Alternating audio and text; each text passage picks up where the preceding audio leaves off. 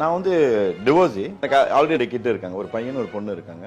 இவங்க வந்து விடோ, இவங்களுக்கு ஒரு பையன் இருக்கு, எல்லாம் ஒரே வீட்டுல இருக்கும். ஸோ இப்போ இது 4வது பாப்பா. இப்போ 4வது பாப்பாவை வரவேற்றுட்டு இருக்காங்க. எனக்கு அவர் தான் வேணும்னு ரொம்ப பிடிவாதமா நின்னேன். அதனால சரி ஓகே உன்னோட விருப்பம். ஃபர்ஸ்ட் ஹாஃப் கொஞ்சம் ஸ்ட்ரகிளா இருக்குமோ, செகண்ட் ஹாஃப் நமக்கு பீஸ்ஃபுல்லா போகும்ல. ஸோ அந்த பாசிட்டிவ் தான். வீட்டில் ஒத்துக்கிட்டதுக்கு அப்புறம் தான் மேரேஜ் பண்ணேன் நான். அது வரைக்கும் வெயிட் பண்ணிட்டு இருந்தேன் நான். எங்க ரெண்டுத்துல என்னதுன்னா அப்படியே ஏத்துக்கிட்டேன். ஸோ இவங்க எப்படி இருக்காங்களோ நான் அப்படியே ஏத்துக்கிட்டேன், நான் எப்படி இருக்கணும் இவங்க அப்படியே ஏத்துக்கிட்டேன். என்கிட்ட அவர் எதுவுமே இது வரைக்கும் நீ கன்வெர்ட் ஆகு, இந்த மாதிரி பேசி, இந்த மாதிரி பண்ணுன்னு எதுவுமே சொன்னது கிடையாது. உனக்கு எப்படி இருக்கணும்னு உனக்கு பிடிச்சிருக்கோ நீ அந்த மாதிரி இரு. கிட்டதுமே காட்டி இப்படி நாங்க நான் அது பெருசா கண்டுக்கல, ஏதோ வாங்கி வச்சிருக்கா போல் இருக்கு, பிராங்க் பண்றா போல் இருக்கு நான் சொல்லிட்டேன். அப்புறம் தான் போட்டோம் அம்மும் இல்ல அது பாசிட்டிவ் ஆயிடுச்சு. எனக்கு என்ன சொல்றதுன்னு தெரியல.